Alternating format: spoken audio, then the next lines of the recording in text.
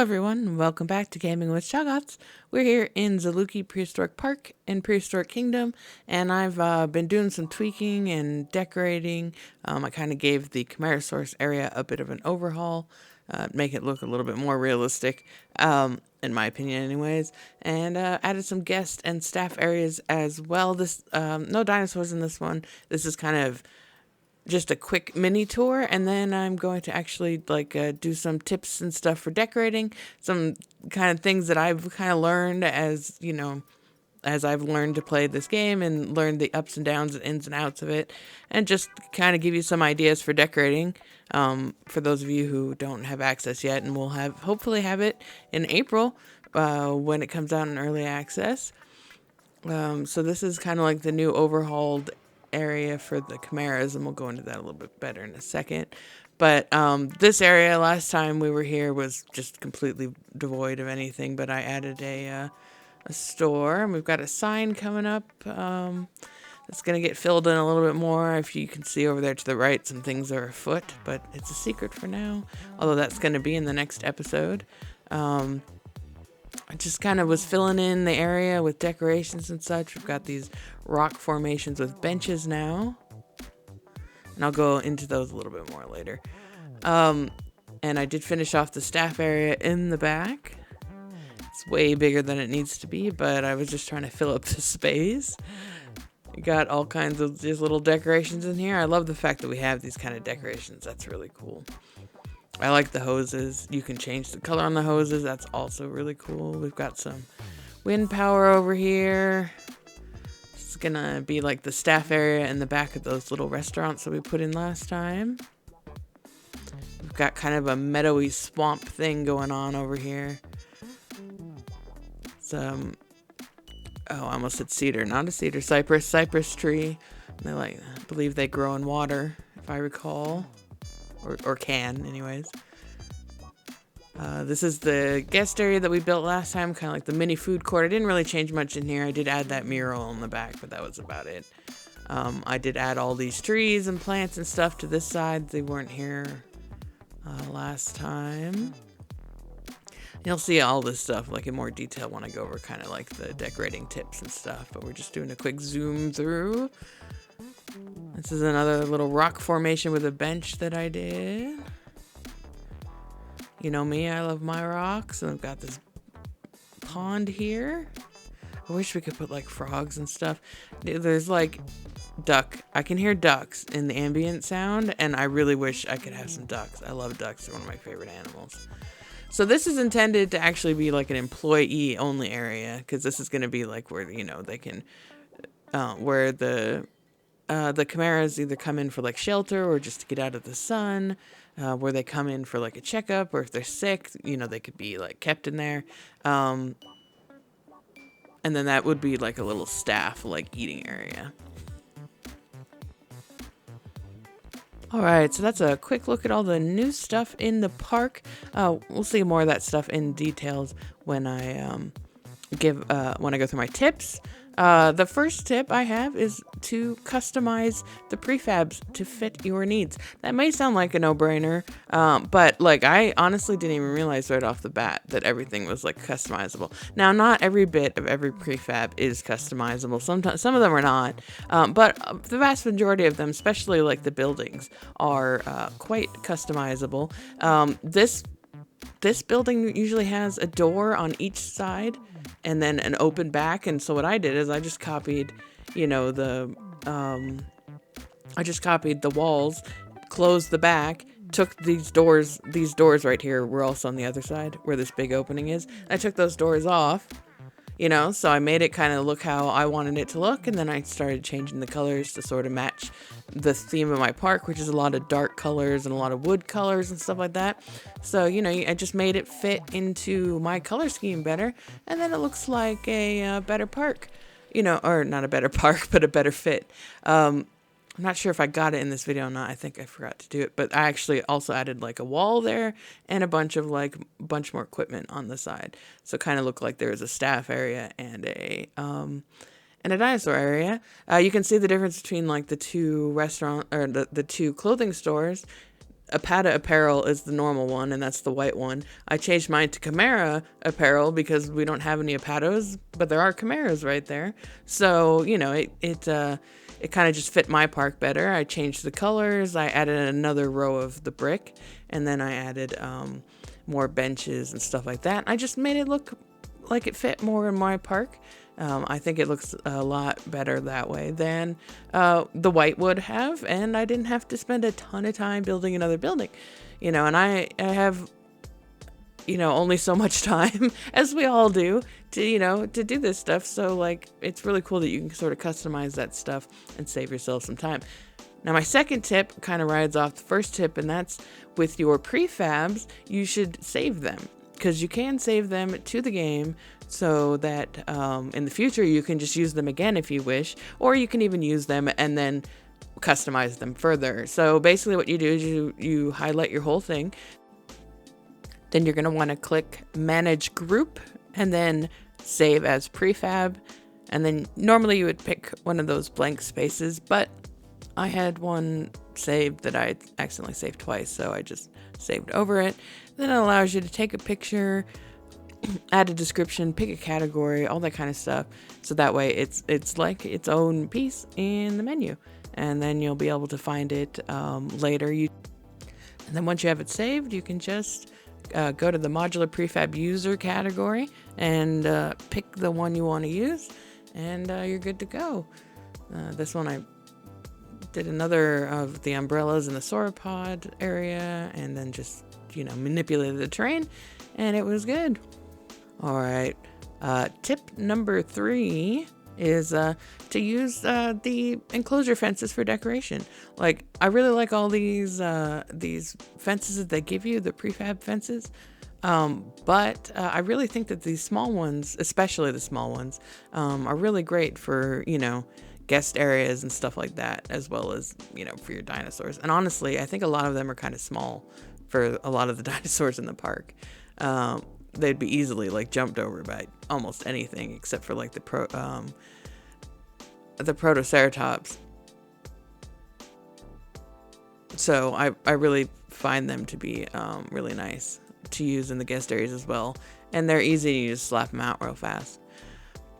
Tip number 4 is to use everything basically for planters. You know, like this right here with the wheelbarrow, I see that this is really popular, like in like the area that I live. Like, people have like wheelbarrows and boxes and things like that that have plants in them, and you know, it's either like stuff they picked up at garage sales or stuff they picked up at you know, like secondhand stores, things like that. And they used a lot of like found items to make planters and such to decorate their yards. You know, it's a big thing where I live. I'm sure it's not just my area, but you know, we don't have any specific plant pots or anything like that. You know, you would just have to make your own like box, you know, wood box or whatever, planter and such. But you can also use some of the like the decorations, I think, and you can like put different substrates down there, because that you have that ability in the game, and then stick your plants in there, and I think they look pretty cool.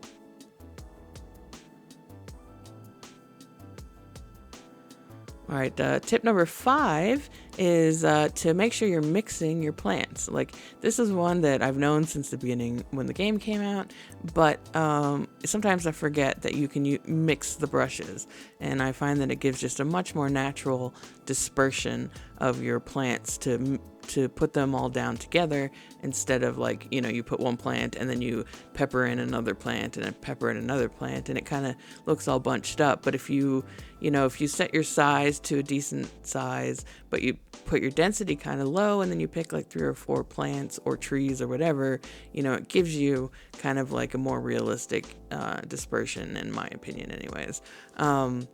And it all depends on the plants and stuff you're using. You know, I just picked like 4 random things, but even that looks pretty good. As far as I know, you can only do the mixing within one biome, which, I mean, that makes sense, because you'd have to switch pages and all that kind of stuff. So I can see why that's a thing. But man, this grass, the grass in this game is very, it's very prominent.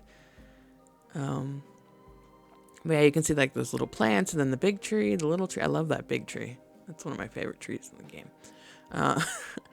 Yes, I have a favorite tree. I have a favorite rock too. But yeah, like I just think that it's a really cool tool. I love it, but I do forget. Even though I love it, I do forget about it.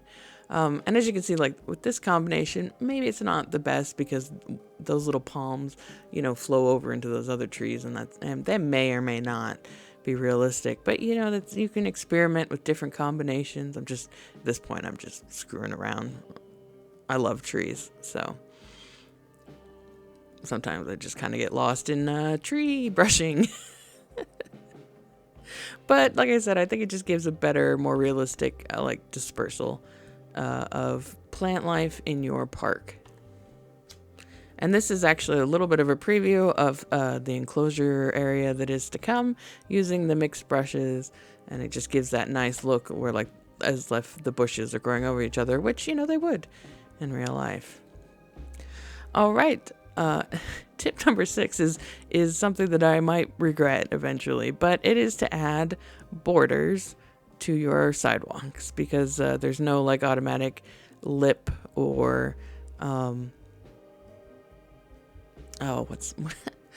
the word has totally escaped me right now, curb or anything like that, along the paths. And for the longest time, I couldn't figure out why. I was like, God, these paths, the paths were really bothering me. And I think this is since I started doing this, I've felt better about the paths. But just going from the path and then cutting straight to the grass or whatever else was just it looked weird to me. But having this little border between the two, I think works a lot better, and it looks better.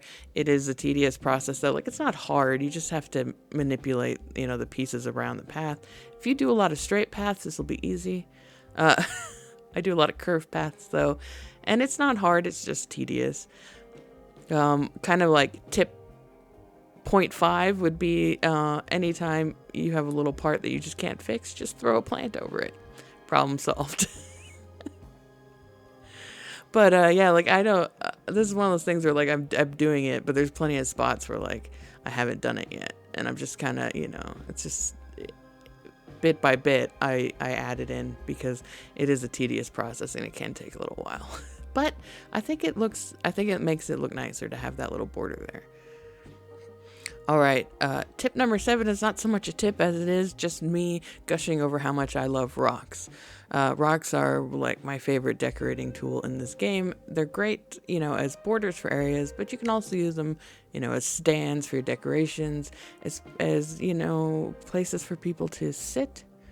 In my zoo, and in the museums actually, here where I live, they have these kind of things where benches are built into fake rocks and stuff like that, and the whole point is to sit there and enjoy the scenery. They're great for barriers, places where your dinosaurs can hide, things like that. And I just generally love rocks. They're versatile, and the fact that you can change them and shape them and manipulate them is really cool. The next video, you're definitely going to see some rock manipulation for the new enclosure that I'm working on. And I just generally think they look really cool, particularly in this game. So I love to use them. And now the 8th and final tip of the video is just with the lighting in general. Personally, for me, I'm not a huge fan of the white lights or even the yellow lights. Especially the white lights are very bright, and I have pretty sensitive eyes, and I think white light is just super glaring. So in the park, what I've been doing is kind of trying to put some more natural lighting in, and obviously green and purple and blue is not actual natural lighting, but it makes some things look more natural. White light under those green plants would just make them look bright and glaring, but I've put green lights under the plants, and it makes them just look like they're glowing green. And I think that's a really cool effect. I think the purple on those Edmontosaurus looks better than if you were to put white light shining on them, and then it'd be reflecting everywhere and blinding everyone when they walk by.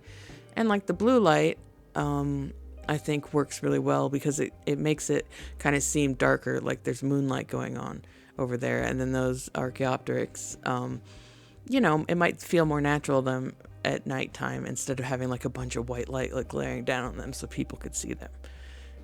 So those are my thoughts and opinions and some ideas for your future parks for those of you who are not currently able to play the game. Hopefully these will help you out in the future when early access comes around. That's going to do it for this episode. I appreciate you checking out my video as always. If you're new, consider subscribing, leave a like, say hello. Would love to see you around, and I will definitely be back with more Prehistoric Kingdom real soon. Until then, have a good one.